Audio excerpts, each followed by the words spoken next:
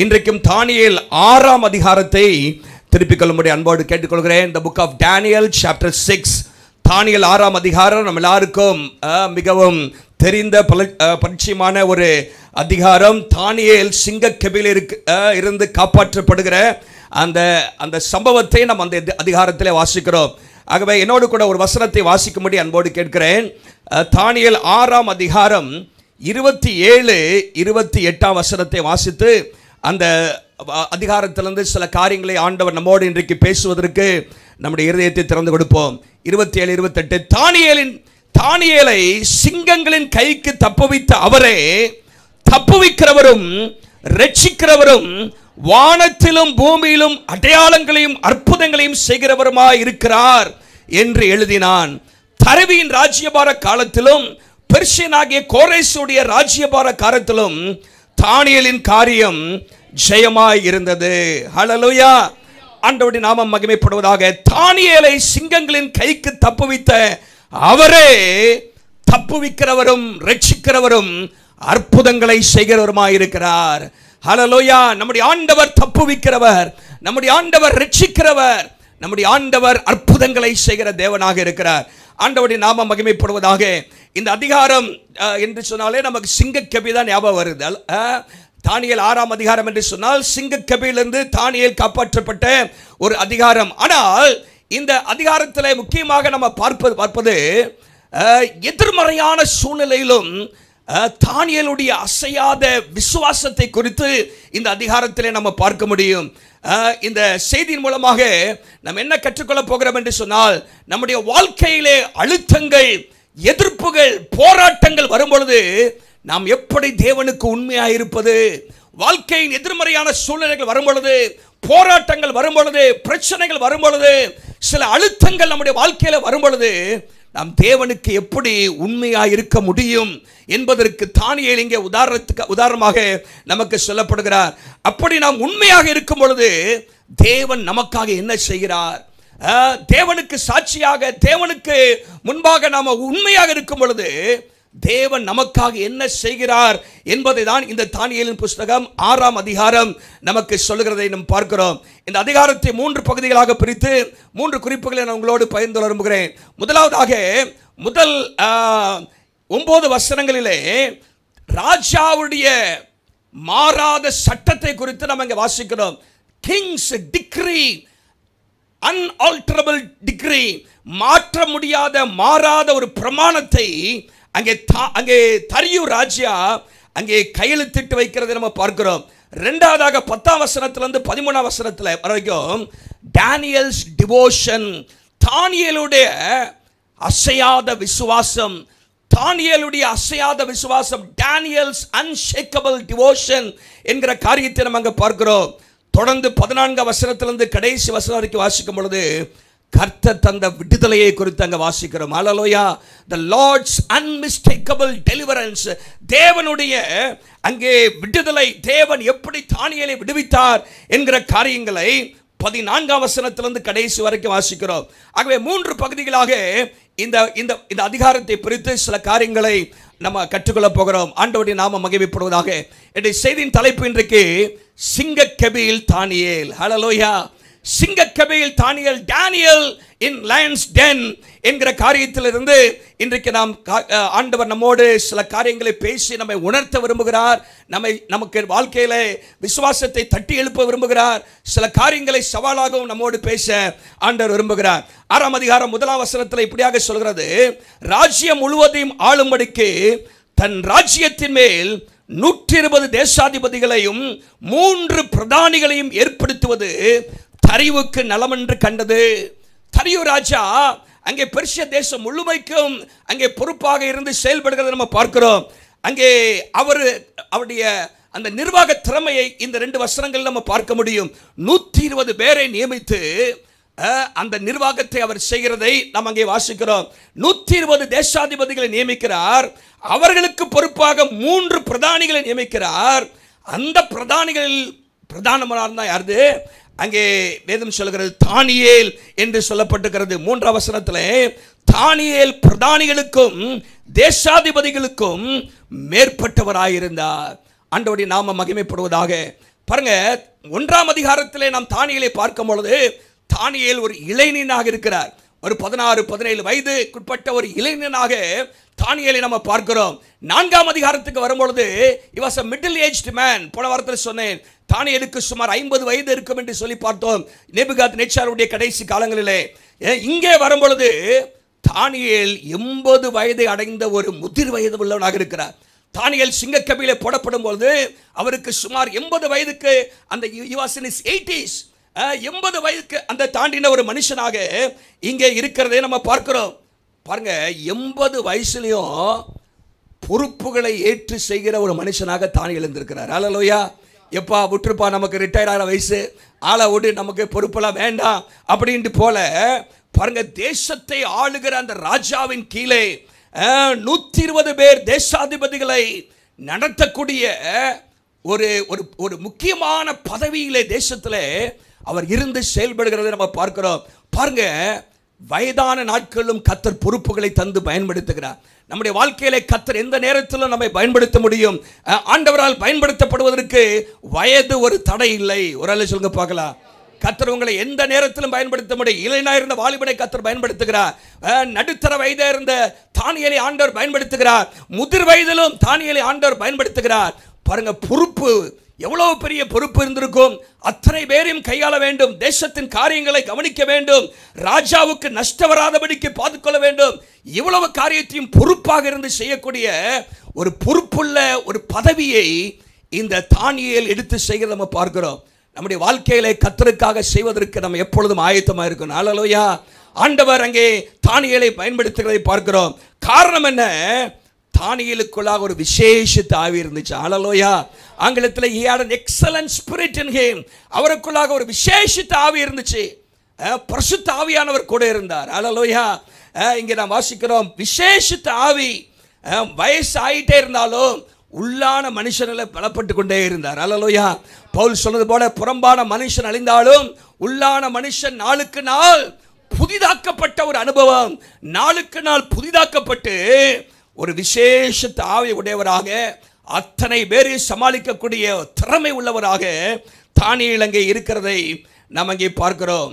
பாருங்க, இப்படி போய்கொண்டிருக்கிற நேரத்தில் தான் கர்த்தர் நமக்கு உயர்வையும் ஆசீர்வாதத்தையும் தரும்போது 4 பேருக்கு பொறுக்காது. என்ன செய்யாது? 4 பேருக்கு பிடிக்காது. நம்ம வளரும் பொழுது, கர்த்தர் நம்மை ஆசீர்வதிக்கும் பொழுது பிரச்சனைகளும் வரும். என்ன வருது? பிரச்சனைகள் வருது. இப்போ தானியேலுக்கு ஒரு பிரச்சனை வருது. என்ன வருதுன்னா, என்னப்பா இவர் தானியேல் நமக்கு எல்லாருக்கும் பெரியவராக இருக்கிறாரு, இவர் பாபிலோன் தேசத்தை சார்ந்தவர் கிடையாது, இவர் ஒரு எபிரேயன், யூதா தேசத்தை சேர்ந்தவர், இவர் இங்க வந்து நம்மளெல்லாம் என்னது நமக்கு மேல இருக்கிறதா அப்படின்னு சொல்லி பொறாமை பிடித்தவர்கள், இன்னும் அவர் தேவனால் ஆசீர்வதிக்கப்படுவதை பொறுக்க மனதில்லாதவர்கள் அவர் மேலே பொறாமைப்பட்டு சில காரியத்தை செய்கிறதை நாம் 4ஆம் வசனத்தில் வாசிக்கிறோம். 4ஆம் வசனம் என்ன சொல்லுது பாருங்க. அப்பொழுது பிரதானிகளும் தேசாதிபதிகளும் ராஜ்யத்தின் விசாரிப்பிலே தானியேலை குற்றப்படுத்தும்படி முகாந்திரம் தேடுறாங்க. பாருங்க, நம்ம ஆண்டவருக்காக வாழும் பொழுது, தேவனுக்காக நிற்கும் போது நம்மளை எப்படியாவது கவுக்கலாம், நம்மளை எப்படியாவது குற்றச்சாட்டலாம், எங்கேயாவது என்னத்தையா கண்டுபிடிச்சு நம்ம காலி பண்ணலாம் தான் நினைப்பாங்க. ஆனால் கர்த்தருக்காக அதன் மத்தியில் நம்ம நிற்கணும். ஹல்லேலூயா. பாருங்க, எதிர்ப்புகள் வருது, போராட்டங்கள் வருது. ஒண்ணுமே செய்யாத பட்சத்திலும் அவன் மேலே தவறான குற்றங்களை சாட்டுவதற்கு மக்கள் அங்கே இருக்கிறார்கள். நம்ம ஆண்டவருக்காக வாழும் பொழுது மக்கள் நம்ம நல்லா கவனித்து பார்ப்பாங்க. ஹல்லேலூயா. இவர் உண்மையாகவே ஞாயிற்றுக்கிழமை ஆராதிக்கிற மாதிரி தான் வாழ்க்கையில் இருக்கிறாரா? இங்கே வந்து நல்லா கை தூக்கி ஆராதிக்கிறாரு, கர்த்தர் நல்லவர் பேசுகிறாரு, எல்லாமோ பண்ணுறாரு. ஆனால் உண்மையாகவே வாழ்க்கை அப்படி இருக்குதா? வீட்டில் அப்படி இருக்கிறாரா? மனைவி எப்படி நடத்துகிறாரு? பிள்ளை எப்படி நடத்துகிறாரு? எப்படி ஒரு நல்ல புருஷனாக இருக்கிறாரு? எப்படி நல்ல மனைவியாக இருக்கிறாங்க? இங்கெல்லாம் வந்து பார்த்தா தூதர்கள் மாதிரி பரிசுத்தவான்கள் மாதிரி உட்கார்ந்துருக்கீங்க. அதான் ஒருத்தர் சொன்னார், கல்யாணத்துக்கு முன்னாடி மாப்பிள்ளை வந்து சூப்பர் மேனாக இருப்பாராம். எப்படி? வாலிப பிராயத்தில் சூப்பர் மேனா. அங்கே கல்யாண நாளில் வந்து ஜென்டில் மேனாக உட்காந்துருப்பாரான். எப்படி? நல்ல ஜென்டில் மேனாக உட்காந்துருப்பாரான். ஆனால் கல்யாணம் முடிஞ்ச உடனே டாபர் மேனாக மாறிடுவார். எப்படி? என்ன மேனா? டாபர் மேனா என்ன தெரியுமா? அது ஒரு வெரைட்டியான நாய். குலைக்கிற பாருங்க, கடிக்கிற இப்படி இல்லை, நம்ம எப்பவுமே ஜென்டில் மேனாக தான் இருக்கணும். ஒரு சொல்லுங்க பார்க்கலாம், பக்கத்தில் சொல்லுங்க, ஜென்டில் உமனா, ஜென்டில் மேனா என்னது இருக்கணும். ஹல்லேலூயா. டாபர் மேனா என்ன இருக்கக்கூடாது, மாறிடக்கூடாது. பாருங்க, எல்லா சூழ்நிலையிலும் நம்முடைய வாழ்க்கை ஒன்றாக இருக்க வேண்டும், மாய்மாலம் இருக்கக்கூடாது. போலியான வாழ்க்கை வாழ்வதற்கு கர்த்தர் நம்மை இந்த கிறிஸ்தவ வாழ்க்கையில் அழைக்கவில்லை. மக்கள் கவனித்து பார்ப்பார்கள். எதை கவனிப்பார்கள்? நம்முடைய நடத்தையை கவனிப்பார்கள். எப்படி நடக்கிறார் இவரு அப்படி என்பது. இரண்டாவதாக நம்முடைய பேச்சுகளை கவனிப்பார்கள். they will watch our conversations, our words. நம்முடைய பேச்சுகளை கவனிப்பாங்க. இவர் எப்படி பேசுறாரு, எப்போ பார்த்தாலும் கேலி கிண்டலா பேசுறாரா, இல்லாட்டி புறங்குற வார்த்தைகளை பேசுறாரா, இல்லாட்டி மக்களுக்கு விரோதமாக தவறாக பேசுறாரா, இப்படிப்பட்ட காரியங்களை கவனிப்பார்கள். அது மாத்திரமல்ல, நம்ம போகிற இடங்களையும் கவனிப்பாங்க. இவர் எங்க போறாரு வராரு, யாரோட சுத்துறாரு, யாரோட இருக்கிறாரு, போகிற இடங்களையும் கவனிப்பார்கள். people will watch the places where we go. நம்முடைய வாழ்க்கையிலே மக்கள் நம்ம கவனிக்கிறாங்க. நம்ம 2 கண்ணில் தான் பார்க்குறோம், ஆனால் எத்தனை கண்ணு பார்க்குது? இங்கே உட்காந்துருக்க எத்தனை கண்ணு என்ன பார்க்குது? நான் 2 கண்ணில் தான் பார்க்குறேன். ஆனால் பாருங்க, நம்ம ஒரு உலகம் கவனித்து கொண்டிருக்கிறது. அங்கே வேதம் சொல்கிறது, இங்கே தானியேலை குற்றம் சாட்டுவதற்காக முகாந்திரம் தேடினார்களாம். ஒரு அதில் சொல்லுங்க பார்க்கலாம். ஆனாலும், அதான் நல்ல வார்த்தை, என்ன சொல்லுங்க, ஆனாலும் என்ன செய்து ஒரு முகாந்திரத்தையும் குற்றத்தையும் கண்டுபிடிக்க அவர்களால் கூடாதிருந்தது. சும்மா மேலோட்டமா பார்க்கல, தானியேலை குற்றப்படுத்தும்படி அத்தனை பேரையும் எதிர்த்து வந்து அவனை குற்றப்படுத்தும்படி தேடினாங்களாம். அங்கே சொல்லப்பட்டிருக்கிறது, ஒரு முகாந்திரத்தையும் தேடுறான். they searched and searched, but they could not find one thing against him. அவருக்கு விரோதமாக ஒரு காரியத்தை கூட, என்னடா இவ்வளவு தேடிய ஒரு காரியம் கூட, எங்கேயாவது சிக்குவாருன்னு பார்க்குறோம், எங்கேயாவது மாட்டுவாருன்னு பார்க்குறோம், ஒரு காரியத்தில் கூட மாட்ட மாட்டேங்கிறாரு. அவருடைய நடத்தை நல்லா இருக்குது, அவருடைய பேச்சு நல்லா இருக்குது, அவர் செயல்பாடுகள் எல்லாம் நல்லா இருக்குது. எப்படி அவரை குற்றம் கண்டுகிறது தேடிக்கிட்டே இருக்கிறாங்க. ஆங்கிலத்தில் they could find no corruption in him அப்படின்னு போடுறது. என்ன இல்லையா, கரப்ஷன் அப்படின்னா என்ன? ஊழல் இல்லை, அநீதி இல்லை, நீதி கேடு இல்லை. he was neither corrupt nor negligent. அவர் என்னவா இல்லையா, தன்னுடைய காரியங்கள் எல்லாம் பொறுப்பா செய்தாரா, ஒன்று கூட குறைவா செய்யலாம். ஒரு ஆளு சொல்லுங்க பார்க்கலாம், nothing wrong in his life. அங்க என்ன சொல்லப்பட்டிருக்கு பாருங்க, 4ஆம் வசனத்தின் பின்பகுதியில், அவர்களால் குற்றத்தை கண்டுபிடிக்க கூடாதிருந்தது, அவன் உண்மை உள்ளவனாய் இருந்தபடியால் அவன் மேல் சுமத்த யாதொரு குற்றமும் குறைவும் காணப்படவில்லை. இது உலகம் சாட்சி கொடுக்குதுங்க. உலகம் குற்றத்தை தேடி கண்டுபிடிக்கல. What a testimony. பாருங்க, தேவனை அறியாத ஜனங்கள் மத்தியிலே தானியேலுக்கு கிடைத்த சாட்சி, அவன் மேல் சுமத்த யாதொரு குற்றமும் குறைவும் இல்லை. ஒரு வேலை சொல்லுங்க பார்க்கலாம். 80 வயசுல, வாலிப வயசுலேருந்து இப்படிப்பட்ட வயது வரைக்கும் ஒரு குற்றம் கூட சாட்ட முடியல. இப்போ எப்படி பரிசுத்தமாக வாழ்ந்திருப்பார், எப்படி உண்மையாக இருந்திருப்பார், சற்று யோசித்து பாருங்களேன். என்னெல்லாமா பண்ணி பார்க்க, ஆனாலும் தானியேலை ஏதாவது பண்ணி ஆகணும். என்ன செய்யணும்? ஏதாவது பண்ணி ஆகணும் அப்படின்னு சொல்லி இப்போ என்ன மாத்துறாங்க அப்படின்னா, கர்த்தருக்கு உண்மையாக இருந்தாலே குற்றமாக மாத்துறீங்கயா. என்னது? Make faithfulness to God a crime. ஜெபம் பண்ணுறதா குற்றமாக மாற்று, உண்மையாக இருக்கிறத குற்றமாக மாற்று, பரிசுத்தமாக வாழ்கிறத குற்றமாக மாற்று, பைபிள் வாசிக்கிறதே குற்றமாக மாற்று அப்படின்னு ஒரு சட்டத்தை போடணும்னு பாருங்கள். வேறு என்னத்தையுமே கண்டுபிடிக்க முடியல.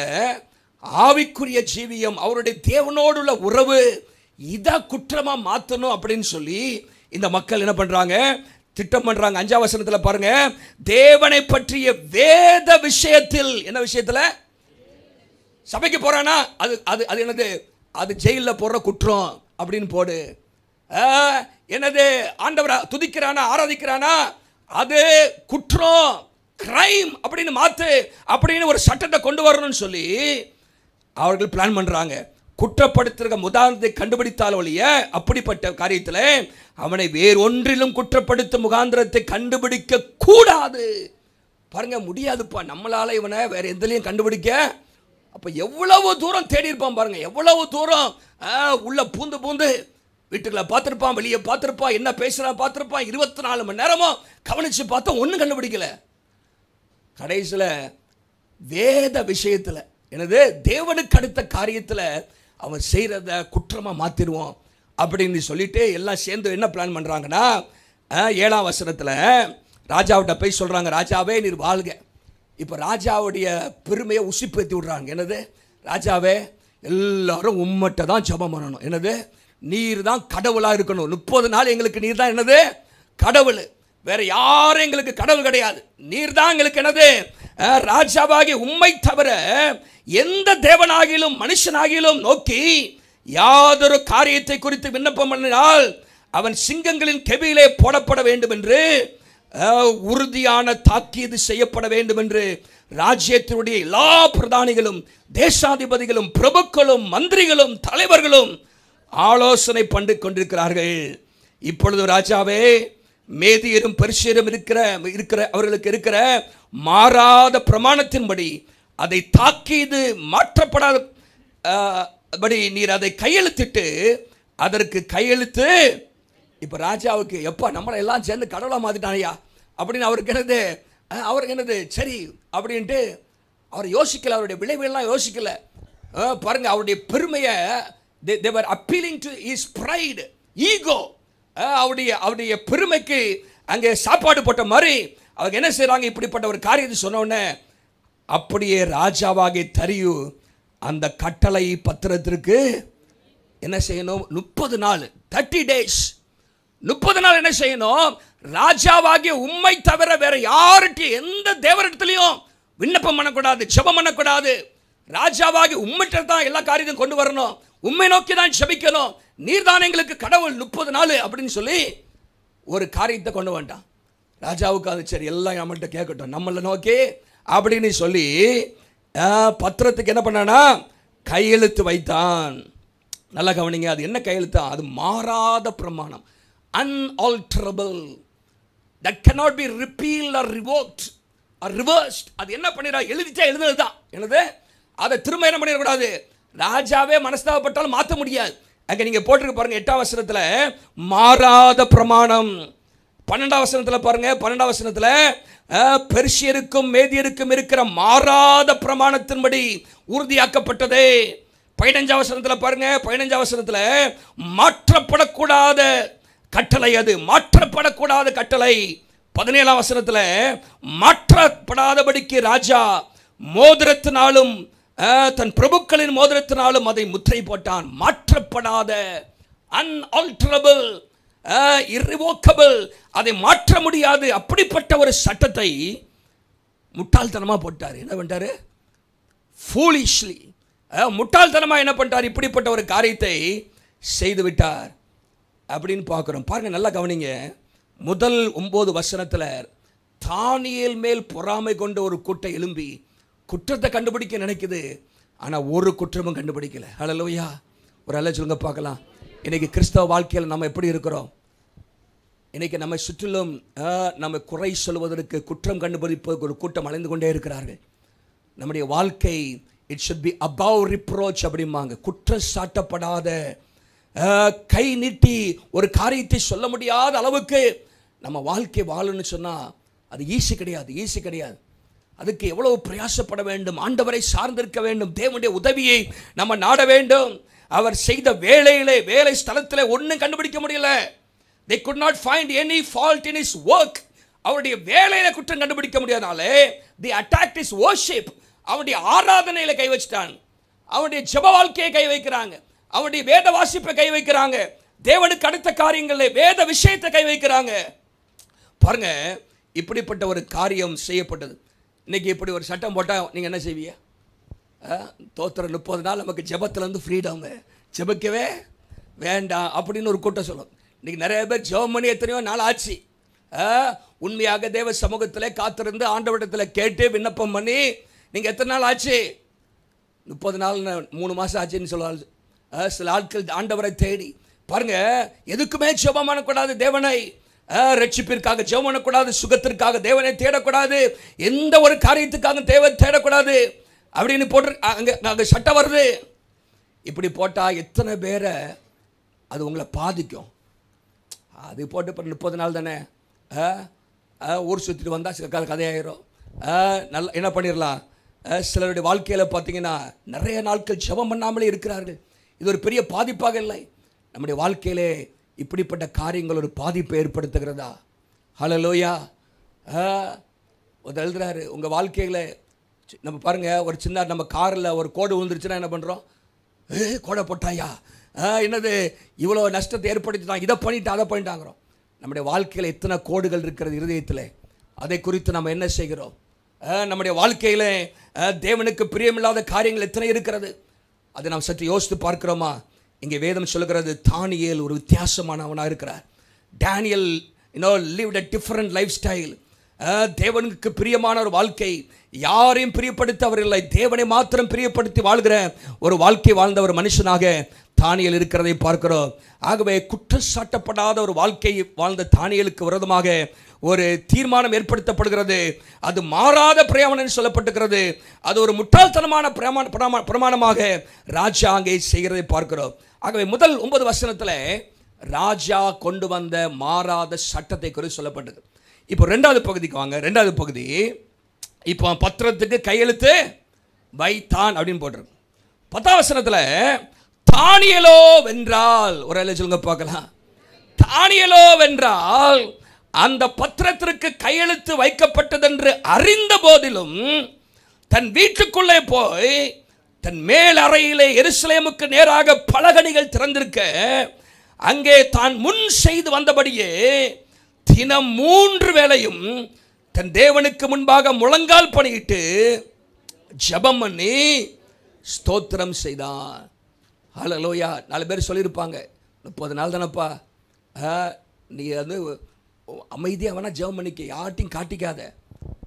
அதே போல் ராஜாவிட்டையும் என்ன பண்ணிடு, போய் ஒரு ஸ்தோத்திரம் போட்டுக்க, இங்கேயோ ஸ்தோத்திரம் போட்டுக்க, இதெல்லாம் நிறைய ஆலோசனை கொடுத்துறா. இதை பெருசாக இஷ்யூ ஆக்கிறாத. விளைவு என்ன அங்கே போட்டிருக்கு பாருங்க, சிங்கங்களின் கபிலே போடன்னு வந்திருக்குப்பா. ஆகவே கவனமாயிரு. 30 நாள் தான், வேகமாக ஓடி போயிடும். 30 நாள் என்ன பண்ணு, மனசுக்குள்ளே ஜெபம் பண்ணு, வேறு என்னத்தையும் உன்னை காமிச்சிக்காத, உன்னுடைய விசுவாசத்தை உன்னுடைய நம்பிக்கையை வெளியே காமிக்காத என்று பல ஆலோசனைகளை சொல்லியிருக்கலாம். ஆனால் வேதம் சொல்கிறது, தானியேலோ வென்றால், ஒரு வேளை சொல்லுங்க பார்க்கலாம், தன் வீட்டுக்குள்ளாக போய் தன் தேவனுக்கு முன்பாக முழங்கால் படியிட்டு ஜெபம் பண்ணி ஸ்தோத்திரம் செலுத்தினான். ஒரு வேளை சொல்லுங்க பார்க்கலாம்.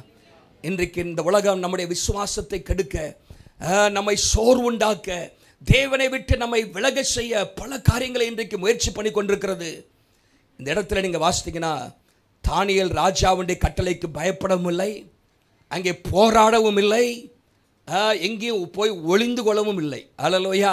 எல்லாரும் பார்க்குற மாதிரி தான் அவங்க என்ன செய்தார், பலகணிகள் திறந்திருக்க அவர் ஜெபம் பண்ணினார் என்று சொல்லி பார்க்கிறோம். நல்லா கவனிங்க, இதில் நிறைய காரியம் இருக்குது. இந்த ஒரு வசனத்திலேருந்து நிறைய காரியம் பார்க்க போகிறோம். The prayer was not Daniel's reaction to trouble, it was his regular rhythm. ஏதோ பிரச்சனை வந்தனால ஜெபம் பண்ணல தானியேல், ஜெபம் என்பது தன்னுடைய வாழ்க்கையில் மூச்சாகவே அவருக்கு இருந்தது. ஹல்லேலூயா. நம்ம மூச்சு எப்போ இருந்து விட்டுட்டு இருக்கோம்?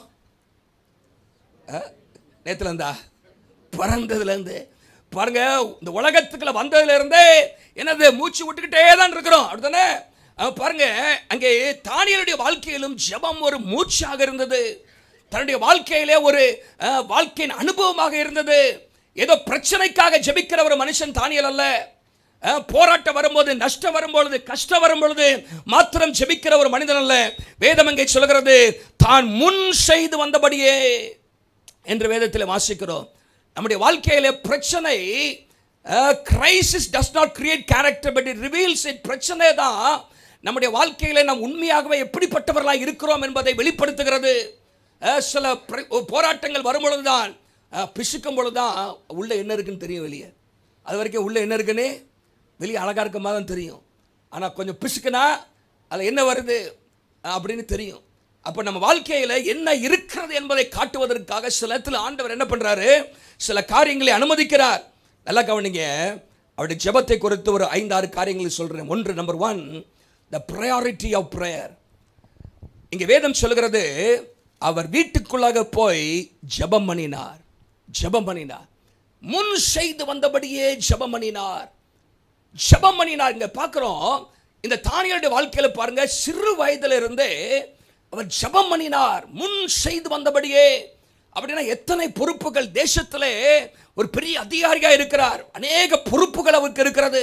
எந்த நேரத்திலும் எந்த காரியத்தையும் அவர்கிட்ட கேட்பாங்க. அலுவல்கள் நிறைந்த ஒரு மனுஷன் இந்த தானியேல். ஆனால் அத்தனை அலுவல்கள் மத்தியிலும் ஜெபத்தை தன்னுடைய வாழ்க்கையிலே முதன்மையாக கொண்டிருந்தார்.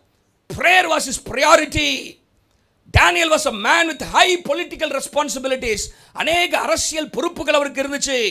அவருக்கு அந்தஸ்து இருந்துச்சு, பதவி இருந்துச்சு, பொறுப்புகள் இருந்துச்சு.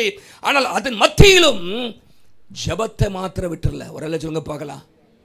இன்னைக்கு நிறைய நேரத்தில் நம்ம ஜெபத்தை தியாகம் செய்து விடுகிறோம். பல காரியத்திற்காக பிஸி என்று சொல்லி, அந்த வேலை இந்த வேலை என்று சொல்லி ஜெபத்தை நம்ம தியாகம் செய்து விடுகிறோம். தானியேலுடைய வெற்றிக்கு காரணம் என்னவென்று சொன்னால், அவர் வகித்த பதவி அல்ல. தானியேலுடைய வெற்றிக்கு காரணம் அவருக்கு இருந்த செல்வாக்கு அல்ல. தானியேலுக்கு வெற்றிக்கு காரணம் தேவனோடு இருந்த ஐக்கியம். His intimacy with God, not his influence with people. மக்களோடு இருந்த செல்வாக்கு அவருக்கு வாழ்க்கையில ஜெயத்தை கொண்டு வரல. தேவனோடு இருந்த ஐக்கியம். ஒரு சொல்லுங்க பார்க்கலாம். தன்னுடைய வாழ்க்கையில எத்தனை பொறுப்புகள், எவ்வளவு பெரிய பதவிகள் இருந்தாலும் ஜெபத்தை அவர் விட்டுவிடல. வாழ்க்கையில எத்தனை நேரங்கள் நம்ம இந்த அலுவல் அந்த அலுவல்னு சொல்லி ஜெபத்தை தியாகம் செய்து விடுகிறோம். ஆனால் ஜெபம் நம்முடைய வாழ்க்கையில முன்னுரிமையாக இருக்கணும். ஹல்லேலூயா. இயேசுவுக்கு அத்தனை அலுவல் இருந்தாலும் அவர் தனித்து தேவனோடு, அவர் பிதாவோடு நேரம் செலவழித்தார். இன்றைக்கு நம்முடைய ஜெப வாழ்க்கையை கற்று சீர்தூக்கி பார்க்க வேண்டும். தானியேலோ வென்றால் ஜெபம் பண்ணினான், முன் செய்து வந்தபடியே. தன்னுடைய வாழ்க்கையில எத்தனை பொறுப்புகள், எத்தனை அலுவல்கள் இருந்தாலும் அதன் மத்தியிலும் தன்னுடைய வாழ்க்கையில தேவனை தேடுவது தானியேலுக்கு முதன்மையாக இருந்தது. நம்முடைய வாழ்க்கையை சற்று யோசித்து பாருங்க. அங்கே ராஜா சட்டம் போட்டிருக்கிறார். சட்டத்தை காட்டிலும் தேவனை அதிகமாக மதித்தார்.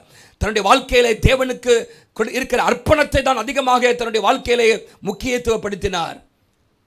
இங்கே ரெண்டாவது பார்த்தீங்கன்னா, அவருக்கு ஜெபிக்கிறதுக்கான ஒரு இடம் இருந்துச்சு, the place of prayer. ஹல்லேலூயா. எங்கே போனாராம்? தன் வீட்டுக்குள் போய் மேல் அறையிலே போய் ஜெபம் பண்ணாராம். ஹல்லேலூயா. அது மாத்திரமல்ல, பலகணிகள் திறந்திருக்க எருசலேமை நோக்கி என்ன பண்ணாராம்? அவர் ஜெபம் பண்ணினார் என்று பார்க்கிறோம். ஏன் எதற்காக அப்படி செய்கிறார்? His faith was rooted in God's promises. இப்பொழுது இவர்கள் அந்நிய தேசத்தில் இருக்கிறார்கள், பாபிலோன் தேசத்தில் இருக்கிறார்கள். பல ஆண்டுகளுக்கு முன்பாக சாலமோன் ஒரு காரியத்தை சொன்னார். தேவாலயத்தை கட்டி பிரதிஷ்டை பண்ணும் பொழுது 2 நாளாகமம் 6ஆம் அதிகாரத்தை எடுங்க. 2 நாளாகமம் 6ஆம் அதிகாரம் 36 நான் வாசிக்கிறேன். 2 நாளாகமம் 6ஆம் அதிகாரம் 36ஆம் வசனத்திலிருந்து. அங்கே பாவம் செய்யாத மனுஷன் இல்லையே, ஆகையால் அவர்கள் உமக்கு விரோதமாக பாவம் செய்து தேவரீர் அவர்கள் மேல் கோபம் கொண்டு அவர்கள் சத்துருக்கள் கையிலே அவர்களை ஒப்புக் கொடுக்கிறதுனால் அவர்களை சிறைப்பிடிக்கிறவர்கள் அவர்களை தூரத்தில் ஆகிலும் சமீபத்தில் ஆகிலும் இருக்கிற தங்கள் தேசத்திற்கு கொண்டு போகையில் அவர்கள் சிறைப்பட்டு போன தேசத்திலே தங்களில் உணர்வடைந்து மனம் திரும்பி நாங்கள் பாவம் செய்து அக்கிரமம் பண்ணி துன்மார்க்கமாய் நடந்தோம் என்று தங்கள் சிறையிருப்பான தேசத்திலே உம்மை நோக்கி கெஞ்சி தாங்கள் சிறையாக கொண்டு போகப்பட்ட அந்த தங்கள் சிறையிருப்பான தேசத்திலே தங்கள் முழு இதயத்தோடும் முழு ஆத்துமாவோடும் உம்மிடத்திலே திரும்பி தேவரீர் தங்கள் பிதாக்களுக்கு கொடுத்த தங்கள் தேசத்திற்கும் தேவரீர் தெரிந்து கொண்ட இந்த நகரத்திற்கும் உம்முடைய நாமத்திற்கு நான் கட்டின இந்த ஆலயத்திற்கும் நேராக நகரத்திற்கும் உம்முடைய நாமத்திற்கு நான் கட்டின இந்த ஆலயத்திற்கும் நேராக உம்மை நோக்கி விண்ணப்பம் பண்ணினால் உம்முடைய வாசஸ்தலமாகிய பரலோகத்தில் இருக்கிற தேவரீர் அவர்கள் விண்ணப்பங்களையும் ஜெபங்களையும் கேட்டு அவர்கள் நியாயத்தை விசாரித்து உமக்கு விரோதமாக பாவம் செய்த உம்முடைய ஜனத்திற்கு மன்னித்தருளும். உம்முடைய கண்கள் திறந்திருப்பதாக. அங்கிருந்து அவர் சிறையிருப்பிலிருந்து ஆண்டவரே உம்முடைய நகரமாக எருசலேமை நோக்கி ஆலயத்தை நோக்கி ஜெபம் பண்ணும் பொழுது அந்த ஜெபத்தை நீ கேட்டருளும் என்று சொல்லி சாலமோன் அன்றைக்கு ஜெபம் பண்ணார். ஹல்லேலூயா. பாருங்க, இது ஆண்டவருடைய வாக்குத்தத்தம். என்னுடைய ஜனங்கள் எங்கிருந்து இந்த ஆலயத்துக்கு நேராக கண்களை ஏறெடுத்து ஜெபிக்கிறார்களோ அந்த ஜெபங்களை கேட்பேன் என்று கர்த்தர் வாக்கு பண்ணினார். அங்கே தேவன் சொன்னார், இந்த ஸ்தலத்தில் செய்யப்படுகிற ஜெபங்களுக்கு என் கண்கள் திறந்தவைகளும் என் செவிகள் கவனிக்கிறமாயிருக்கும் என்று மாத்திரமல்ல, இந்த இடத்துல இந்த ஆலயத்தை நோக்கி ஜெபிக்கிறவர்களுடைய ஜெபங்கள் கேட்கப்படும் என்று அன்றைக்கு ஒரு வாக்கு பண்ணியிருந்தார். அந்த வாக்குத்தத்தத்தின் அடிப்படையிலே சிறையிருப்புக்கு போனாலும் பலகணிகள் திறந்திருக்க, ஜன்னல்கள்லாம் திறந்து வச்சு எருசலேமுக்கு நேராக நோக்கி அவன் ஜெபம் பண்ணிட்டே இருந்தான். அல்லேலூயா. ஆண்டவரே, இந்த சிறையிருப்பை மாற்றும், எங்கள் ஜனங்களை ஆசீர்வதியும். இந்த சிறையிருப்பு இருக்கிற ஆண்டவரே, பாபிலோனில் இருக்கிற உம்முடைய பிள்ளைகளை ஆசீர்வதியும்.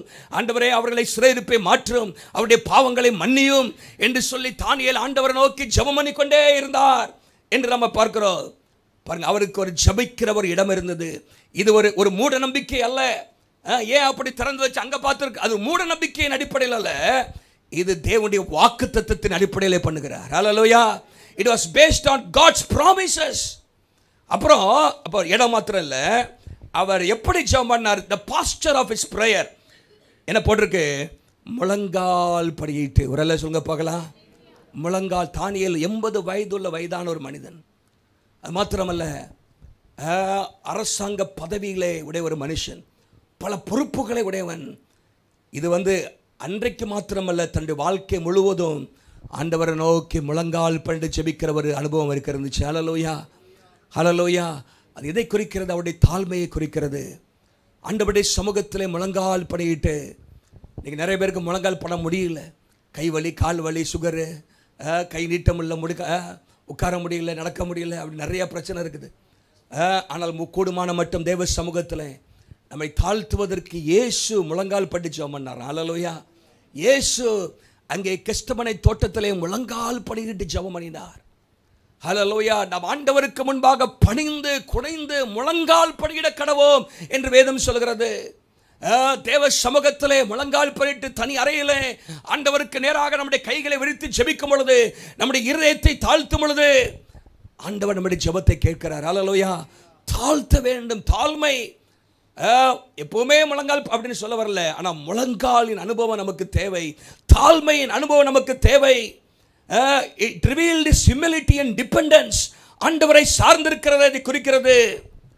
முழங்கால் பட்டு ஜெபம் பண்ணாராம். கர்த்தருக்கு முன்பாக முழங்கால் படியிருக்கிறவர்கள் யாருக்கு முன்பாக நிமிர்ந்து இருக்க முடியும்? ஒரு சொல்லுங்க பார்க்கலாம். Those who kneel before God can stand before anybody else. எந்த மனுஷனுக்கு முன்பாக நிற்க முடியும்? தானியேல் ராஜாவுக்கு முன்பாக நிற்கிறார். நேபுகாத்நேச்சார், பெல்ஷாத்சார், தரியு, 4 ராஜாக்கள், தரியு, கோரேஸ், பெல்ஷாத்சார், நேபுகாத்நேச்சார் போன்ற ராஜாக்களுக்கு முன்பாக நின்று அவருடைய தவறுகளை குட்டி சாட்டினார். அவர்களுக்கு முன்பாக தைரியமாக பேசினார். ஏன்னா அவர் கர்த்தருக்கு முன்பாக முழங்கால் படியிட்டபடினாலே. ஹல்லேலூயா. உங்கள் நெஞ்ச கர்த்தருக்கு முன்பாக நிமித்தினீங்கன்னா மற்றவங்க முன்பாக ஆண்டவர் ஃப்ளாட் ஆக்கிடுவார். ஆகவே நம்ம வாழ்க்கையில் தாழ்த்த வேண்டும். அது மாத்திரமல்ல, இந்த பேட்டர்ன் ஆஃப் ஹிஸ் பிரேயர், அவருடைய ஜெபத்தினுடைய அந்த முறையை பாருங்க. டெய்லி எத்தனை நேரம் ஜெபம் பண்ணாரா? எவ்வளோ பொறுப்பு இருந்தோம். 3 வேளை ஜெபம் பண்ணோம். 3 times a day. Daniel had a disciplined pattern. 3 times. ஏதோ எமர்ஜென்சி, போய் ஆண்டவரை தேட போங்கப்பா, ஆபத்து காலத்தில் என்னை நோக்கி கூப்பிடு, போய் ஆபத்தில் கூப்பிடல. 3 times. ஹல்லேலூயா. 3 நேரம் ஒழுங்கா ஒரு மனுஷன் வாழ்க்கையில் செய்கிறது எது?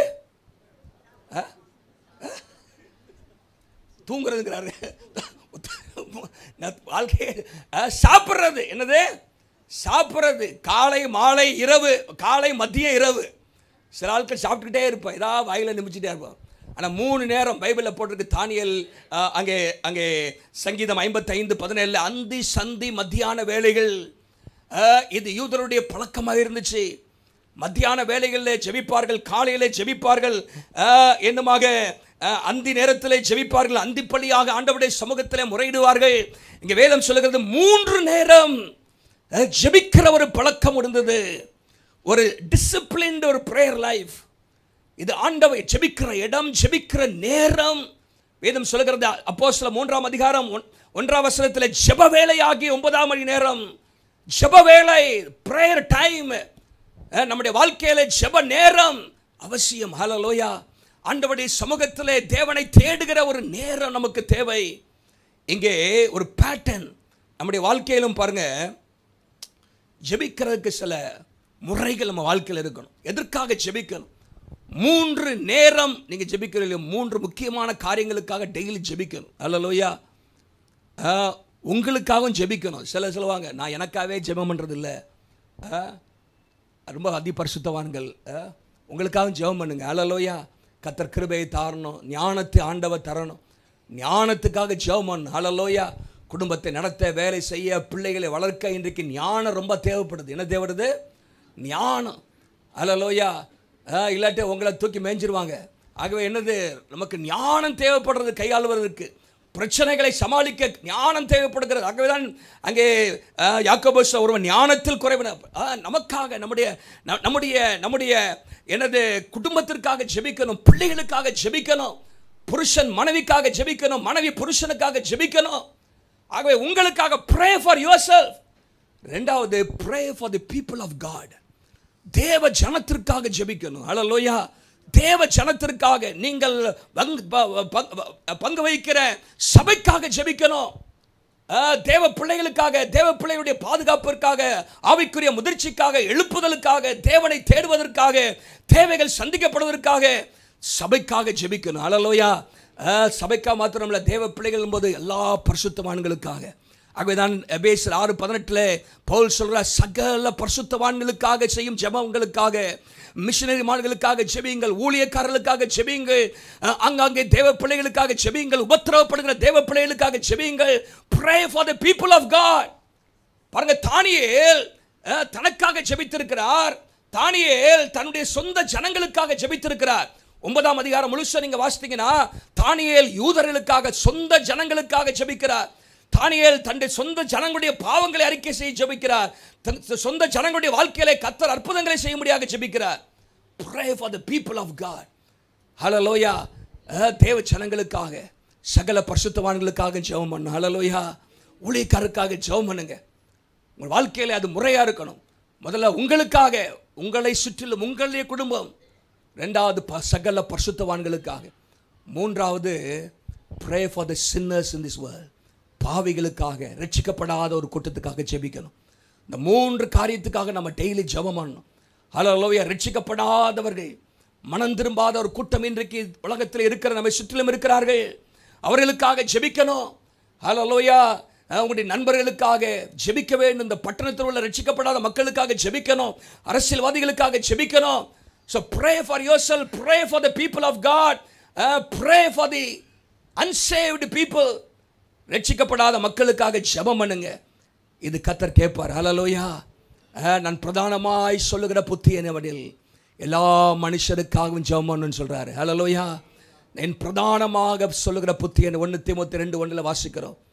ஆகவே பேட்டர்ன் நம்முடைய வாழ்க்கையில 3 நேரம், 3 விதமான காரியங்கள், எப்படியோ ஒரு முறையோடு ஜெபிக்க ஆண்டவர் நமக்கு கிருபை தருவாராக. ஹல்லேலூயா. தானியேலுடைய வாழ்க்கையில் நம்ம அதை பார்க்கிறோம். அது மாத்திரமல்ல, the persistence, அதில் பாருங்க, இல்லாவிட்டால் ஒரு கன்சிஸ்டன்சி, தொடர்ந்து தவறாம ஜெபம் பண்றாருங்க. ஒரு ஆளு சொல்லுங்க பார்க்கலாம். முன் செய்து வந்தபடியே, இந்த சட்டம் போடுறதுக்கு முன்னாடி ஜெபம் பண்ணியிருந்தாரு, அதற்கு முந்தின நாள் ஜெபம் பண்ணியிருந்தாரு, நாளைக்கும் ஜெபம் பண்ணுவாரு. முன் செய்து வந்தபடி, as he had done before. பாருங்க, எந்த ஒரு காரியமும் அவருடைய ஜெபத்தை அசைக்கல. ஆகவே தான் ராஜா கூட சொல்றாரு, நீ இடைவிடாமல் ஆராதிக்கிறவன் தேவன்கிறார். ஹல்லேலூயா. இடைவிடாமல் ஆராதிக்கிறவன் தேவன். கன்சிஸ்டன்சி. இன்னைக்கு பாருங்க, அது ரொம்ப ரொம்ப முக்கியம். தொடர்ந்து என்னோக்கோ ஏனோ தானோ என்று அல்ல, தினமும் ஆராதிக்கிற ஒரு கூட்டம் இருக்கணும். ஹல்லேலூயா. தினமும் ஜெபிக்கிறவர்கள், தினமும் வேத வாசிக்கிறவர்கள், தினமும் கர்த்தருக்காக வாழ்கிறவர்கள். முன் செய்து வந்தபடி என்ன, அந்த ஜெப வாழ்க்கை, தினமும் 3 நேரம் ஜெபிக்கிற அந்த ஜெபம், ஹல்லேலூயா, அது ஒரு பழக்கமாக தினமும் செய்யக்கூடிய ஒன்றாக தானியேலுடைய வாழ்க்கையில் இருந்தது. The church will be different if members have the same commitment to the things of God like Daniel had. தானியேல் போல நம்முடைய வாழ்க்கையிலும் ஆவிக்குரிய காரியங்கள்ல இப்படிப்பட்ட அர்ப்பணம் உள்ளவர்களாக இருந்தால் ஆண்டவர் நமக்காக பெரிய காரியங்களை செய்வார். ஹல்லேலூயா. பலத்த காரியங்களை ஆண்டவர் செய்வார். இன்னைக்கு பாருங்க, ஞாயிற்றுக்கிழமை ஆராதனை, ஊழியங்கள், இதெல்லாம் இன்னைக்கு ஏதோ ஆப்ஷனலாக மாறிடுச்சு. செஞ்சால் செய்யலாம், முதல் வாரம் வந்தால் போதும், அப்புறம் அடுத்த வாரம் போய்க்கலாம், நினச்சா போய்க்கலாம், ஒரு ஒழுங்கு இன்னைக்கு தேவ பிள்ளைகளுக்கு தேவை. ஒரு கன்சிஸ்டன்சி தேவை. இடைவிடாமல் ஒவ்வொரு வாரமும் அனுதினமும் செய்யப்பட வேண்டிய காரியங்கள் இருக்கிறது. வாரந்தோறும் செய்யப்பட வேண்டிய காரியங்கள் இருக்கிறது. மாதந்தோறும் செய்யப்பட வேண்டிய காரியங்கள் இருக்கிறது. அதை மாதந்தோறும் செய்ய வேண்டும். வாரந்தோறும் செய்யப்பட வேண்டிய காரியங்களை வாரந்தோறும் செய்ய வேண்டும். தினந்தோறும் செய்யப்பட வேண்டிய காரியங்களை தினந்தோறும் செய்யணும். ஒரு எல்லாம் சொல்லுங்க பார்க்கலாம். வாரந்தோறும் என்ன செய்வீங்க? ஆலயத்துக்கு என்ன பண்ணோம்? வரணும். சபை கொடி வருது சில விட்டுக்கிறது போல விட்டுவிடக்கூடாது. தினந்தோறும் என்ன செய்யணும்? ஜெபம் பண்ணணும். தினந்தோறும் வேத வாசிக்கணும். தினந்தோறும் பரிசுத்தமாக வாழணும். மாதந்தோறும் என்ன செய்யணும்? ஊழியத்துக்கு போகணுமா? நீங்கள் வச்சுக்கணும். மாதந்தோறும் இது என்னுடைய உபவாச நாள் அப்படின்னு வைக்கணும். 3 நாட்கள், 1 நாட்கள் மாதந்தோறும் இந்த வெள்ளிக்கிழமை இந்த நாள் என்னுடைய ஜெப நாள், உபவாசத்தை ஜெபிக்கிற நாள், மாதந்தோறும் நான் இது செய்கிறேன் அப்படின்னு ஒரு பழக்கம் இருக்கணும். மாதந்தோறும் கர்த்தர் நமக்கு கொடுக்கிற வருமானத்தில் காணிக்கை நான் கொடுப்பேன், மாதந்தோறும் செலுத்துவேன். நினைச்சா கொடுப்பேன், நினைக்காம கொடுக்க அப்படி இல்லை. ஒரு கன்சிஸ்டன்சி. சிலர் பாருங்க, நினைச்சா கொடுப்பாங்க, நினைச்சா கொடுக்க மாட்டாங்க. அப்படி இல்லை. கர்த்தர் ஒவ்வொரு மாதமும் உங்களை ஆசீர்வதிக்கிறாரா இல்லையா? ஒவ்வொரு மாதமும் வருமானம் வருதா இல்லையா? அப்போ பாருங்க, அதான் 1 கொரிந்தியர் 16ஆம் அதிகாரத்தில் வாசிக்கிறோம். அதை என்ன பண்ண ஒழுங்குமாக செய்ய வேண்டும் என்று வாசிக்கிறோம். ஆகவே கொடுக்கிற காரியத்தில், ஜெபிக்கிற காரியத்தில், வேத வாசிக்கிற காரியத்தில், சாட்சி பகிர்கிற காரியத்தில் இதை நான் தவறாமல் செய்வேன். அல்லேலூயா. வாரந்தோறும் ஞாயிற்றுக்கிழமை நான் ஊழியத்துக்கு செல்வேன். இல்லாவிட்டால் வாரந்தோறும் இந்த குறிப்பிட்ட நாளிலே நான் சுவிசேஷம் அறிவிப்பேன். அப்படிங்கிற சில பழக்கங்கள் தேவ பிள்ளைகளுக்கு தேவை. ஏனோ தானோ என்று மற்றவர்களைப் போல வாழ்வதற்காக கர்த்தர் நம்மை அழைக்கல.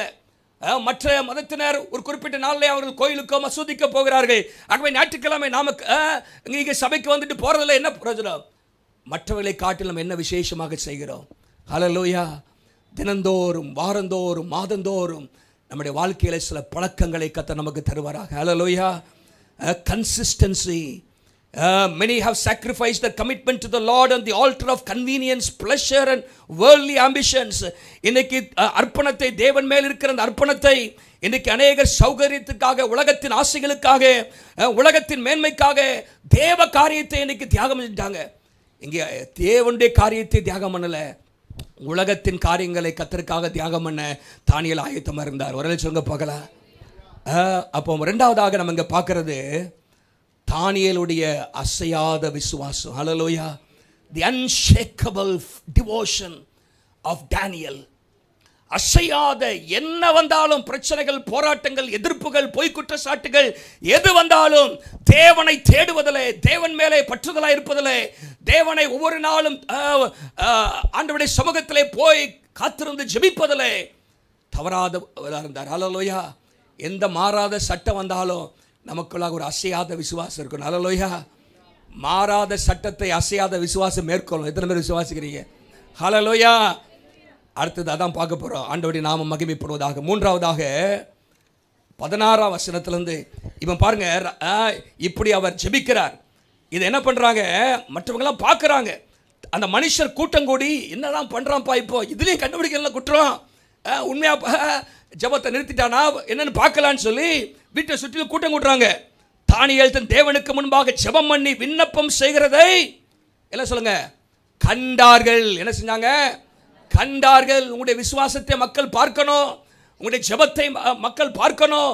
நீங்கள் தேவனுக்கு பயந்தவர்கள், தேவனுக்கு பிரியமானவர்கள், தேவனுக்கு சாட்சியாக இருக்கிறவர்கள் என்பதை மற்றவர்கள் அறிய வேண்டும். உன் விளக்கு மற்றவர்களுக்கு முன்பாக பிரகாசிக்கணும். பின்பு அவர்கள் ராஜாவுக்கு முன்பாக வந்து பார்த்துட்டு வந்தேன். இப்போ வந்து அப்பா குற்றம் கண்டுபிடிக்கிறதுக்கு நல்லா மாட்டிட்டாயா, மாறாத சட்டத்துக்கு விரோதமாக ஒன்று செய்கிறான். இப்போ கண்டுட்டாங்க. முதல்ல கண்டுபிடிக்க அவர்களால் கூடாது இருந்து போட்டுருச்சு. இப்போ கண்டார்கள். வந்து என்ன செய்கிறாங்க? எந்த மனுஷனாகிலும் இப்படி செய்யலாம் கூடாது என்று சொல்லி, ராஜா நீ மாறாத பிரமாணத்தின்படி இப்படி எழுதி வச்சிரே. இங்கே ஒரு மனுஷன் என்ன பண்ணுறான்?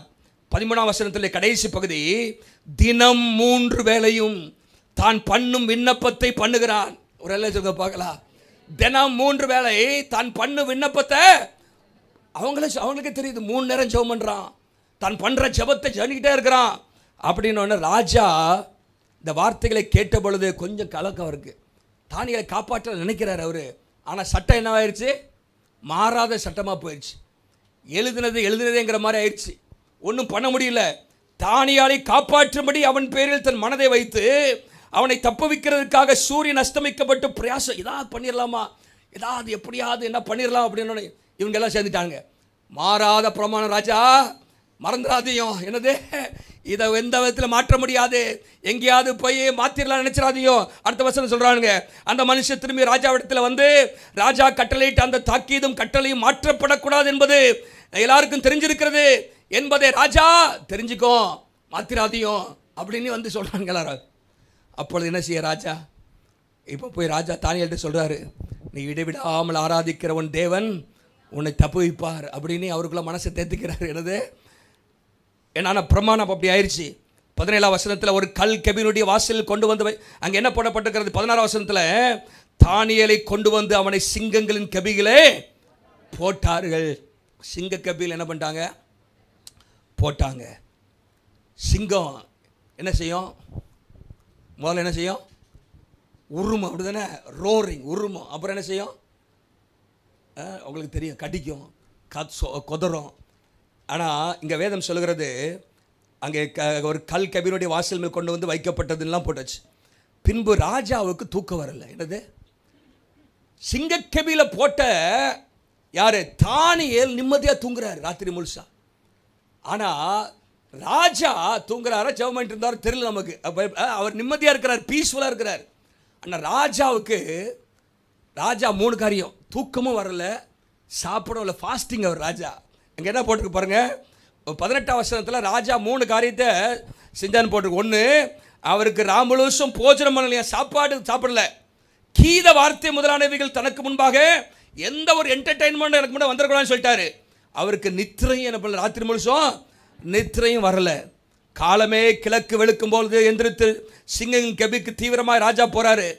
ராஜா கெபின் கிட்ட வந்த பொழுது துயர சத்தமாய் தானியேலை கூப்பிட்டு, தானியேலே, தானியேலே, ஜீவனுள்ள தேவனுடைய தாசனே, என்ன சொல்ற பாருங்க, ஜீவனுள்ள தேவனுடைய தாசனே, நீ இடைவிடாமல் ஆராதிக்கிறவன் தேவன் உன்னை சிங்கங்களுக்கு தப்புவிக்க வல்லவராயிருந்தாரா என்று தானியேலை கேட்டான். அப்பொழுது தானியேல், ராஜாவே நீர் வாழ்க. உயிர் வந்திருக்க ராஜாவுக்கு எப்பா உயிரோட தான் என்னது இருக்கிறான் பாருங்க. ஆண்டவர் அங்கே அற்புதம் செய்கிறார். The lion was real. அங்கே பொம்மை லைன் இல்லை, சிங்கம் இல்லை, உண்மையான சிங்கம் இருக்குது. ஏன்னா பின்னாடி என்ன செய்யுது நமக்கு தெரியும், மற்றவங்களால கழிபடிடுச்சு. உண்மையான சிங்கம். The teeth were sharp. அவருடைய பற்கள் என்னது, கூர்மையான பற்கள் தான். பசியும் கொடுமையான பசியாக இருந்திருக்கும், அப்படிதானே, பசியாக இருந்திருக்கும். எங்கடா சாப்பாடு, பசி உண்மைதான், கூர்மையான பற்கள் உண்மைதான், உயிருள்ள சிங்கங்கள் இருந்தது உண்மைதான். ஆனால் கர்த்தர் அங்கே அற்புதம் செய்தார். என்ன எப்படின்னா, அந்த சிங்கத்தினுடைய வல்லமையை ஒன்றுமில்லாம ஆக்கிட்டார். ஒரு சொல்லுங்க பார்க்கலாம்.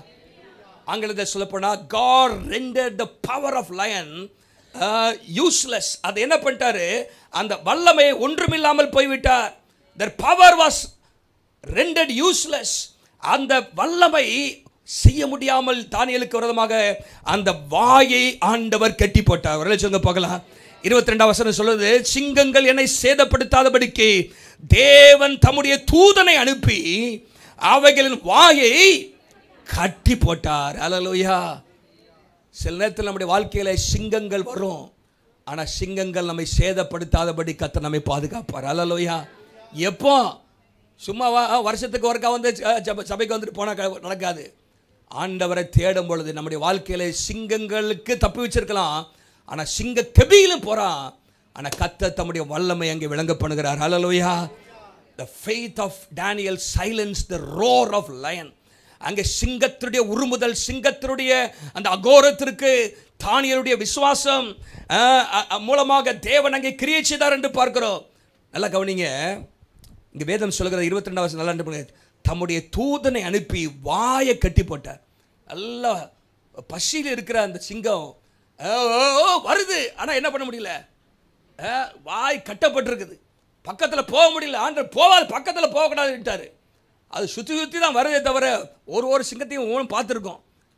என்ன ஒருத்தன் நிற்கிறான், சாப்பிட முடியாமல் வாய் பழக்க முடியல, என்னடா அது அப்படின்னு சுற்றி சுற்றி வருது, ஆனால் என்ன பண்ணல, பக்கத்தில் போகலை. வேதம் சொல்கிறது, நமக்கு விரோதமாக உருவாக்கப்படும் எந்த ஆயுதமும் அப்படின்னு என்னன்னா, ஆயுதம் உருவாக்கப்படலாம் உங்களுக்கு விரோதமாக, பல ஆயுதங்கள் மனுஷர்கள் உங்களுக்கு விரோதமாக செய்யலாம், அதை வாய்க்காமல் போக பண்ணுகிறவர் கர்த்தர். அல்லேலூயா. வாய்க்காமல் போக பண்ணுகிறவர் கர்த்தர். ஆகவே தான் வேதத்தில் நாம் வாசிக்கிறோம், no weapon forged against you, weapons may be forged against you. உங்களுக்கு விரோதமாக ஆயுதங்கள் ஏற்படுத்தப்படலாம், அது உங்கள் மேல் ஜெயம் கொள்ளாது. ஹல்லேலூயா. அதுதான் கர்த்தர் நமக்கு கொடுத்த ஒரு வாக்குத்தத்தமாக இருக்கிறதை பார்க்கிறோம். இங்கே நீங்கள் வாசிக்கும் பொழுது அங்கே ஆண்டவர் பாதுகாத்தார். எதனாலனா 23ஆம் வசனத்தில் 22ஆம் வசனத்துலையும் ரெண்டு காரியம் சொல்லியிருக்கு. நம்ம ஏற்கனவே பார்த்தது தான். 22ஆம் வசனத்தில் தானியேல் சொல்கிறாரு, ஏனென்றால், அது ஏனென்றால், எல்லாம் சொல்லுங்கள், அது ஏனென்றால் அவருக்கு முன்பாக நான் குற்றமற்றவனாய் காணப்பட்டேன். ஒரு சொல்லுங்க பார்க்கலாம், அவருக்கு முன்பாக நான் குற்றமற்றவனாய் காணப்பட்டேன். ரெண்டாவது, ராஜாவாகிய உமக்கு முன்பாகவும் நான் நீதிகேடு ஒன்றும் செய்ததில்லை. ஒரு தப்பு நான் பண்ணல. ராஜாவாகிய உமக்கு முன்பாக நீதிகேடு செய்ததில்லை. தேவனுக்கு முன்பாக குற்றமற்றவனாய் காணப்பட்டேன். அது மாத்திரமல்ல, ராஜா ஒன்று சொல்றாரு 23ஆம் வசனத்தில், ராஜா தன்னில் மிகவும் சந்தோஷப்பட்டு தானியேலை கெபிலிருந்து தூக்கிவிட சொன்னான். அப்படியே தானியேல் கெபிலிருந்து தூக்கிவிடப்பட்டான். நல்லா கவனிங்க, அவன் தன் தேவன் பேரில் விசுவாசித்திருந்தபடியால் அவனில் ஒரு சேதமும் காணப்படவில்லை. ஹல்லேலூயா. தேவன் பேரில் விசுவாசம் வைத்திருந்தபடியால். ஆகவேதான் எபிரேயர் 11:33 சொல்கிறது, விசுவாசத்தினாலே சிங்கங்களின் வாயை அடைத்தார்கள். விசுவாசத்தினாலே சிங்கங்களின் வாயை அடைத்தார்கள். அவன் தேவன் பேரில் வைத்திருந்த விசுவாசம், his faith in God is a blameless life, குற்றமற்ற ஒரு வாழ்க்கை என்று நாம் வாசிக்கிறோம். பாருங்க, இங்கே என்ன நடக்குது, நம்ம வாழ்க்கையிலும் கூட சில சிங்கங்கள், நிஜமான சிங்கங்கள் வராமல் இருக்கலாம். the lion of false accusation, இங்கே வந்த தானியேலுக்கு வந்தது போல பொய் குற்றச்சாட்டுகள், நமக்கு விரோதமாக ஏளனமான பேச்சுக்கள், நம்மை அழிக்கும்படி, நம்முடைய பேரை கெடுக்கும்படி மனிதர்கள் கொண்டு வருகிற முயற்சிகள், இதெல்லாம் தானியேலுக்கு நடந்தது. அதெல்லாம் சில நேரத்தில் சிங்கம் போல் நம்ம வாழ்க்கையில் இருக்கலாம், the lion of false accusation. ஆனால் கர்த்தர் நமக்கு விரோதமாக எழும்புகிற வாய்களை கர்த்தர் அடைப்பார். ஹல்லேலூயா. வேதம் அதான் சொல்கிறது, ஏசாயா 54:17, உனக்கு விரோதமாக உருவாக்கப்படும் எந்த ஆயுதம் வாய்க்காமல் போகும், உனக்கு விரோதமாக நியாயத்தில் எழும்பும் எந்த நாவையும் நீ குற்றப்படுத்துவா என்று வேதத்தில் வாசிக்கிறோம். ஆண்டவருக்கு உண்மையாக நாம் இருக்கும்போது, தேவனையே சார்ந்திருக்கும் போது, தேவன் மேலே விசுவாசமாக இருக்கும் பொழுது, நாம் பொறுமையாக இருக்கும் பொழுது, கர்த்தர் நமக்காக யுத்தம் செய்வார். கர்த்தர் சிங்கங்கள் வாய்களை அடைப்பார். நமக்கு விரோதமாக பேசுகிறவர்கள், நமக்கு விரோதமாக காரியங்களை செய்கிறவர்கள், அநீதி செய்கிறவர்கள், இவர்களுடைய வாயை ஆண்டவர் அடைப்பார். அவருடைய காரியங்களை கர்த்தர் வாய்க்காமல் போக பண்ணுவார். அதுதான் இங்கே நாம் வாசிக்கிறோம். ஹல்லேலூயா. அது மாத்திரமல்ல, lion of overwhelming fear. சிங்கனால என்னது, சிங்கம் பாம்புனால நமக்கு என்ன வரும், பயம். அடுத்தானே ஓட சிங்க பக்கத்தில் இருந்தால் ஒத்தை கொத்தை பார்த்துக்கிறீங்களா, தானியேல் வந்து என்னது, தாவீது கிழிச்ச மாதிரி உடனே கிழிச்சு போடுவானே, அரண்டு புரண்டு என்ன பண்ணுவீங்க, ஒரு பாம்பு. அப்போ பாருங்க, அந்த சிங்கம் பாம்பு இப்படிப்பட்ட காரியங்கள்லாம் என்ன செய்யுதுன்னா, நமக்கு பயத்தை உண்டாக்குகிற காரியங்கள், பயத்தை உண்டாக்குகிற காரியங்கள். பயம் என்ன செய்யுது, அது வேதனை உள்ளது. பயம் நம்முடைய எல்லாத்தையும் அப்படியே நம்ம ஒன்றும் இல்லாமல் ஆக்கிறோம். அப்படியே இட் பேரலைசஸ் அஸ். சில நேரத்தில் சவால்கள், ஐயோ இவ்வளோ பெரிய காரியம் இருக்குதே அப்படின்னு சில நேரத்தில் பிசாசு நமக்கு விரோதமாக பயத்தை கொண்டு வருவான். ஆனால் தானியேல் இங்கே பயப்படலை. ஒரு சொல்லுங்க பார்க்கலாம், ஆண்டவர் பயத்தை முறிக்கிற கர்த்தர் நம்முடைய ஆண்டவர். ஹல்லேலூயா. வேதம் சொல்கிறது 53ஆம் சங்கீதம் 3ஆம் வசனத்தில், நான் பயப்படும் நாளில் கர்த்தர் மேல் நம்பிக்கையாக இருப்பேன், நான் பயப்படும் வேளையிலே கர்த்தர் மேலே விசுவாசமாக இருப்பேன். when I am afraid I will put my trust in you என்று சொல்லுகிறது நம்ம பார்க்கிறோம். இன்னும் சிங்கம்னா பிசாசு சில நேரத்தில் சிங்கம் போல கர்ச்சிக்கிற சிங்கமாக இருக்கிறான். 1 பேதுரு 5:8 வாசிக்கிறோம், the enemy is described as a roaring lion. எனக்கு எவனை விழுங்கலாமோ என்ற ஆவிக்குரிய சில போராட்டங்கள், the lion of spiritual attacks. சிலத்தில் ஆவிக்குரிய தாக்குதல்கள் நம்முடைய வாழ்க்கையில் வரலாம். கர்த்தர் அவைகளில் செயலற்று போக பண்ணுவார். ஹல்லேலூயா. வேதத்தில் வாசிக்கிறோம், லூக்கா 10ஆம் அதிகாரம் 19ஆம் வசனத்தில், ஆண்டவர் நமக்கு அதிகாரம் கொடுத்திருக்க, சர்ப்பங்களை மிதிக்கவும் தேள்களை எடுக்கவும் சத்துருவுடைய சகல வல்லமைகளை மேற்கொள்ளவும் கர்த்தர் நமக்கு அதிகாரம் கொடுத்திருக்கிறார். சிங்கத்தின் மேலும் பால சிங்கத்தின் மேல் நடந்து போவாய் என்று கர்த்தர் நமக்கு வாக்குத்தத்தங்களை கொடுத்திருக்கிறார்.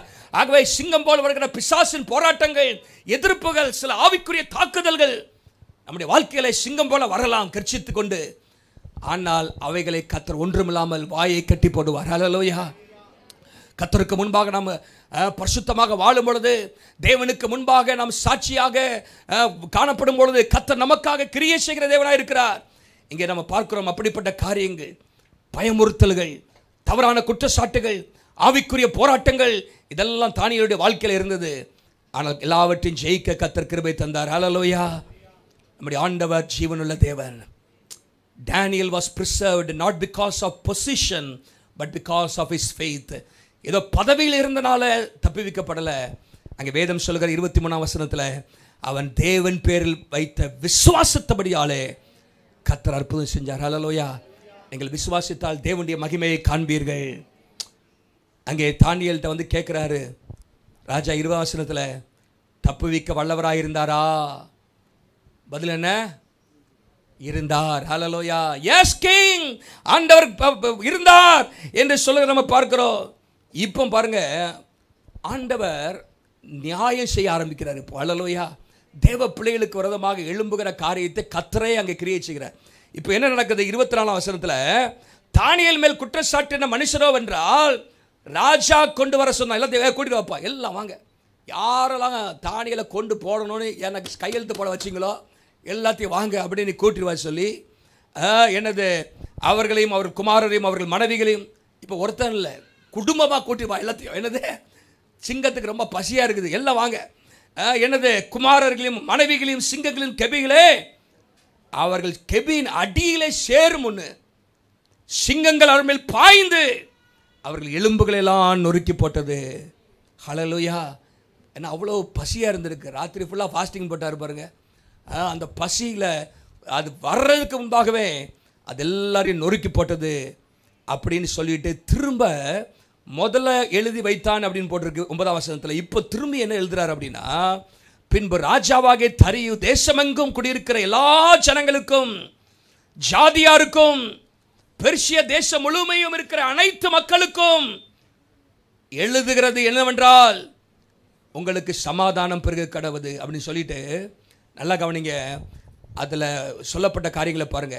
என் ராஜ்யத்தின் ஆளுகைக்குள் எங்கும் உள்ளவர்கள் யாவரும் தானியேலின் தேவனுக்கு முன்பாக நடுங்கி பயப்பட வேண்டும் என்று என்னாலே தீர்மானம் பண்ணப்படுகிறது. அவர் ஜீவனுள்ள தேவன். யார் சொல்றார்? தரியு ராஜா சொல்றாரு, அவர் ஜீவனுள்ள தேவன். He is a living God. His kingdom is eternal. அவருடைய ராஜ்யம் அழியாது. ஒரு அல்ல சொல்லுங்க பார்க்கலாம். இந்த உண்மையான சத்தியத்தை அந்த ராஜா, அந்நிய ராஜா அறிந்து கொண்டார். 3 முக்கியமான காரியங்கள். ஒன்று, அவர் ஜீவனுள்ள தேவன்.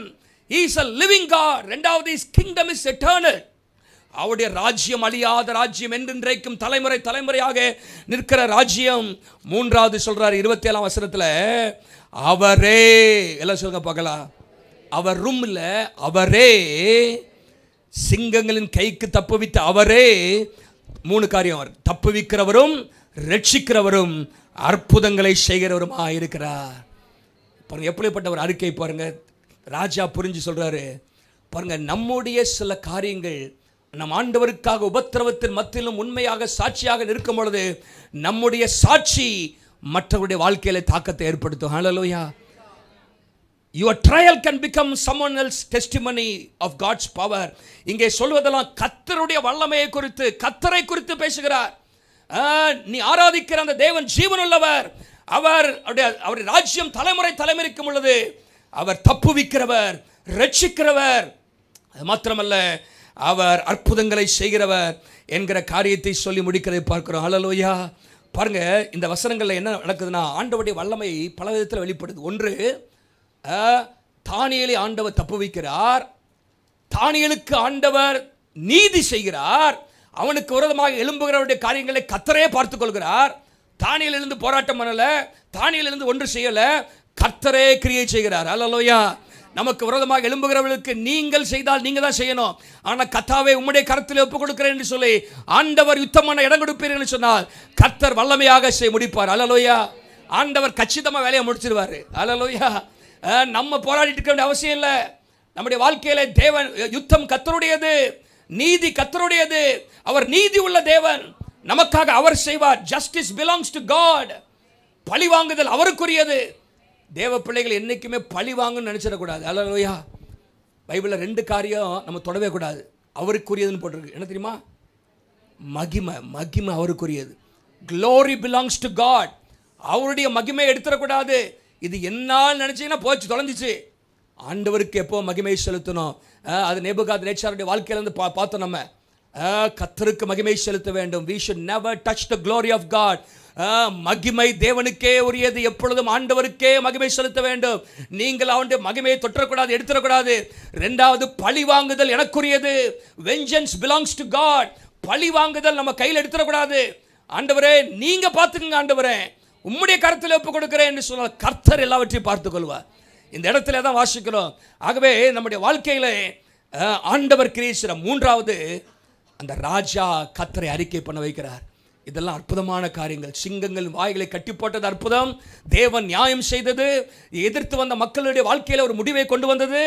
அது மாத்திரமல்ல, அந்த தேசத்தினுடைய ராஜா வாயிலே தான் யார் என்பதை அறிக்கை செய்ய வைத்தது.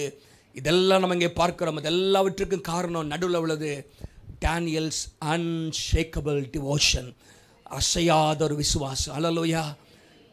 அசையாத ஒரு விசுவாசம் அந்த தேசம் முழுமைக்கும் எல்லாருக்கும் தெரிய வருகிறது.